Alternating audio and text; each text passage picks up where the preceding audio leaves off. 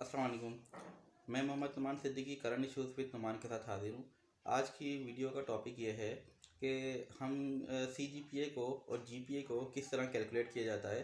बहुत सारे स्टूडेंट्स ऐसे होते हैं जिन्हें GPA कैलकुलेट करना नहीं आता। GPA basically grade point average होता है, जो यूनिवर्सिटी में ग्रेडिंग स्ट्रक्चर जो होता है, ग्रेडिंग सिस्टम होता है, उसको उसमें यानी कि ये ट्रांसक्रिप्ट में ये इसको कैलकुलेट करके बनाया जाता है। तो ये कैलकुलेट किस तरीके से होता है, ये मैं आज आपको तरीका बताऊंगा। इससे पहले हम आगे वीडियो में चलें, आप मेरे चैनल को सब्सक्राइब कीजिए और साथ में लगे बेल आइकन को क्लिक कीजिए ताकि आपको हर आने वाली वीडियोस मिलती रहे। तो बात चल रही थी कि GPA को किस तरह कैलकुलेट करा जाता है और CGPA क्या होती है। देखिए, GPA और CGPA जो होती है ग्रेड पॉइंट एवरेज कहलाता है, और CGPA जो होती है क्यूमुलेटिव ग्रेड पॉइंट एवरेज होता है। यानी कि GPA जो होता है वो एक सेमेस्टर का होता है, और एक से ज़्यादा सेमेस्टर को जब कैलकुलेट करते हैं तो वो क्यूमुलेटिव GPA होता है, CGPA होता है। तो GPA को कैलकुलेट करने का तरीका ये होता है कि ग्रेडिंग स्ट्रक्चर जो होता है उसमें 3 कॉलम्स बनाए जाते हैं। जो ग्रेडिंग स्ट्रक्चर आप अपने रजिस्ट्रेशन डिपार्टमेंट से ले सकते हैं या एग्जामिनेशन डिपार्टमेंट आपको प्रोवाइड कर देगा। ग्रेडिंग स्ट्रक्चर में आप देखिएगा कि एक तरफ ये होता है कि आपके ग्रेड हैं ABCD या A+A-B+B-C+C- इस तरह ग्रेड होते हैं एक कॉलम में। दूसरे कॉलम में उनका कितने मार्क्स पे कट ऑफ पॉइंट रखा जाता है। यानी कि ए ग्रेड, अगर A+ ग्रेड है मिसाल के तौर पे, वो 93 से लेके या 97 से लेके 100 तक है, और A- जो है वो 92 से लेके 97 तक है।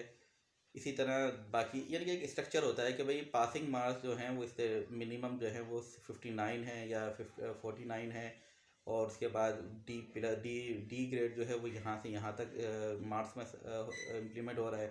D+ जो है वो इतने मार्क्स पे इम्प्लीमेंट हो रहा है, A+ इतने मार्क्स पे इम्प्लीमेंट हो रहा है। तो वो एक यानी कि पासिंग मार्क्स को बनाया जाता है। तो ये एक मार्क्स हो गए। और तीसरा कॉलम जो होता है वो GPA होता है। वो GPA किस तरह होता है कि अगर आपके A ग्रेड हैं, A ग्रेड की 4 GPA होगी, ठीक है। और अगर B+ है तो B+ की 3.33 होगी GPA, ठीक है। B- की B+ की 3.67 होगी, B- की 3.33 होगी, ये GPA होती है। तो अब कैलकुलेट किस तरह किया जाता है वो मैं आपको बताता हूँ। कैलकुलेट इस तरह किया जाता है, 3 कॉलम होते हैं। एक तो मैंने आपको बताया ना ABCD करके ग्रेड होता है, यानी कि ग्रेडिंग स्ट्रक्चर में A+B+ या जो भी ग्रेडिंग सिस्टम है आपकी यूनिवर्सिटी में उसके ग्रेड होते हैं। दूसरे स्ट्रक्चर में आपके कट ऑफ मार्क्स होते हैं कि भाई इतने मार्क्स पर, इतने मार्क्स से लेके इतने मार्क्स तक आप हासिल करेंगे तो आपका A ग्रेड होगा, इतने मार्क्स से इतने मार्क्स तक हासिल करेंगे तो A- होगा। इस तरीके से वो मार्क्स का स्ट्रक्चर होता है।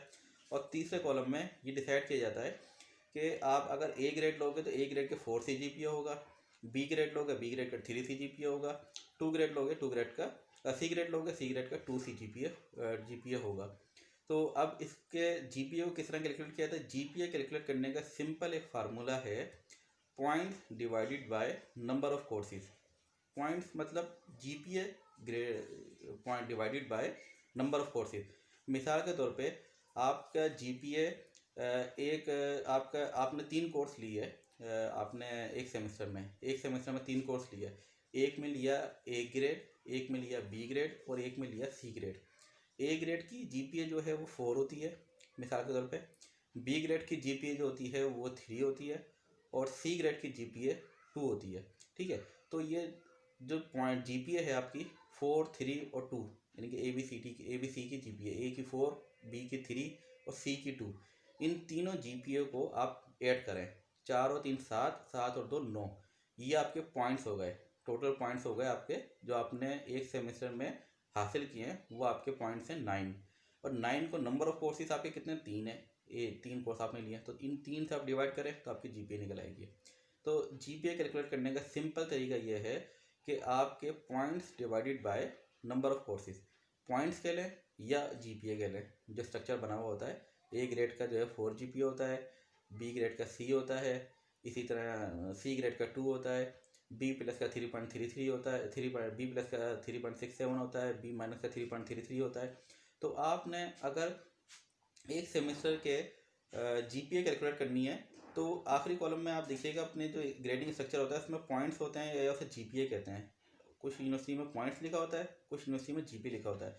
तो आप पॉइंट्स या GPA, इन पॉइंट्स या GPA दोनों में से कोई भी चीज़ कह लें, points divided by number of courses को आप डिवाइड करेंगे तो आपकी जीपीए निकल आएगी। ठीक है, मैंने आपको सिस्टम बताया ना कि एक एग्जाम्पल के तौर पे अगर आपने 3 कोर्स पढ़े हैं ए, बी और सी, ए ग्रेड में अगर आपके आपके ए ग्रेड एक सेमेस्टर में आपने 3 कोर्स लिए हैं, एक कोर्स में आपका ए ग्रेड है, एक कोर्स में आपका बी ग्रेड है और तीसरे कोर्स में आपका सी ग्रेड है। तो सिंपल आप तीनों ग्रेड्स के तीनों जो कोर्सेज हैं उनके ग्रेड्स के पॉइंट्स ऐड कर लें। मिसाल के तौर पे ए ग्रेड के 4, मिसाल क्या लें, बल्कि ये तो ए बी सी डी के तो ए बी सी के तो कन्फर्म है कि ए के जो होते हैं 4 जीपीए होती है, बी की 3 होती है और सी की 2 होती है। हाँ, बी प्लस बी माइनस की अलग अलग होती है। तो ए की जो होती है वो 4 ऐड करें, बी का आप 3 ऐड करें, 3 जीपीए होती है, और सी के 2 ऐड करें। तो 4 और 3 7, 7 और 2 9 आपके टोटल पॉइंट्स हो गए या जीपीए हो गई आपकी। इसको फिर नंबर ऑफ कोर्सेज आपके 3 है, 3 से डिवाइड कर दें तो आपकी 3 CGPA निकल आएगी। 9 को आप 3 से डिवाइड करेंगे तो आपकी 3 GPA निकल आएगी। तो ये जीपीए कैलकुलेट करने का सिंपल फार्मूला है points divided by number of courses या GPA divided by number of courses. अब ये तो जीपीए कैलकुलेट करने का होता है। कम्युलेटिव जीपीए किस तरीके से होती है? कम्युलेटिव जीपीए ये होती है कि 3 कोर्स ये हो गए थे, आगे के जो सेमेस्टर हैं, अगले सेमेस्टर जो आ रहे हैं आपके, उनके भी पॉइंट्स आप ऐड कर लीजिए। मिसाल के वहाँ पर भी 3 कोर्स हैं आपके, इसी तरह उनके ग्रेड्स हैं ए बी सी, उसको भी आप ऐड कर लीजिए। यहाँ 9 पॉइंट्स हुए तो ऊपर नीचे भी 9 पॉइंट्स हो गए, 18 पॉइंट्स हो गए। 18 को अब आप 3 की जगह 6 से डिवाइड कर दें तो वो फिर वही 3 CGPA निकल आएगी। तो जितने आप सेमेस्टर बढ़ाएंगे और उनके पॉइंट्स को divided by number of courses करेंगे तो वो CGPA होगी। यानी कि सेमेस्टर बढ़ जाते हैं तो CGPA कहलाती है उसकी GPA, उसकी कैलकुलेशन के बाद, और एक सेमेस्टर की जो होती है GPA होती है। तो मैंने कोशिश तो आप लोगों को करी है बड़ी वजाहत के साथ बताने की। मेरे पास बोर्ड नहीं है, वरना मैं आपको बोर्ड में कैलकुलेट करके बताता। वाइट बोर्ड अगर मेरे पास होता तो मैं आपको कैलकुलेट करके दिखाता कि प्रैक्टिकली किस तरीके से होता है। लेकिन मैंने कोशिश तो आपको करी है पूरा तरीके से बता सकूं कि किस तरीके से कैलकुलेट होती है। आप समझ गए होंगे कि points divided by number of courses तो जीपीए, और अगर एक सेमेस्टर से ज़्यादा हैं आपके सेमेस्टर तो उनके कोर्सेज को सारे पॉइंट्स को ऐड कर लीजिए। जितने भी कोर्सेज, अगर 24 कोर्स हैं, 24 कोर्सेज के पॉइंट्स को ऐड कर लीजिए और उनके नंबर ऑफ कोर्सेज से डिवाइड कर दें, तो 24 से डिवाइड कर दें तो आपकी जीपीए CGPA निकल आएगी। ठीक है, एक कोर्स की जीपीए, एक कोर्स की जो जीपीए निकाली जाती है वो जीपीए कहलाती है, और एक से ज़्यादा कोर्स होते हैं उसे CGPA कहते हैं। तो ये चीज़ आपको बहुत ज़्यादा आपके फ़ायदेमंद होगी, क्योंकि हर यूनिवर्सिटी में जीपीए सिस्टम ही होता है। तो जीपीए कैलकुलेट करना बहुत सारे स्टूडेंट्स को नहीं आती है। तो मैंने कोशिश करी आप लोगों को समझाने के लिए, आपकी समझ में यकीनन आ गई होगी। तो आप अपनी कैलकुलेट कीजिए CGPA। अगर आपकी CGPA बहुत लो है, 2 से नीचे है, तो आपको ज़रूरत पड़ रही है कि आप नंबर ऑफ कोर्स, अगर आपकी CGPA लो है तो आप उसे इम्प्रूव कीजिए। नंबर ऑफ कोर्सेज जो आपके ऐसे हैं जिनमें आपकी ग्रेड बहुत ज़्यादा ख़राब है, D ग्रेड है या C माइनस है, तो आप कोशिश कीजिए कि उन ग्रेड को आप उस कोर्सेज़ को आप इम्प्रूव कीजिए और उसको रिपीट कीजिए उन कोर्सेज़ को, ताकि आपकी GPA अप हो।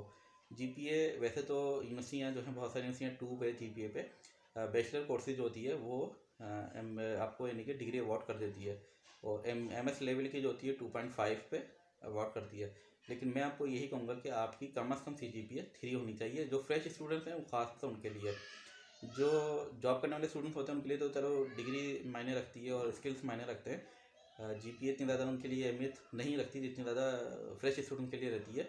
लेकिन मैं फ्रेश स्टूडेंट को रिकमेंड यही करूँगा कि अगर उनकी GPA वो आज ही कैलकुलेट करें और CGPA आज ही कैलकुलेट करें, और अगर उनकी GPA बिलो 2.5 से बिलो है तो ऐसा कोर्स जिसमें आपके आपके मार्क्स, आपके जो ग्रेड हैं C माइनस है या D है, तो कोशिश कीजिए उन कोर्सेज़ को आप इम्प्रूव कीजिए, उसको रिपीट कीजिए। समर में रिपीट कीजिए। समर सेमेस्टर होता ही इसीलिए है कि उसमें रिपीट कर लिया जाता है। अब तो समर का सेमेस्टर जो है वो बहुत कम यूनिवर्सिटी ऑफर कर रही हैं, क्योंकि HEC ने उस पर रिस्ट्रिक्शन लगाई हुई है।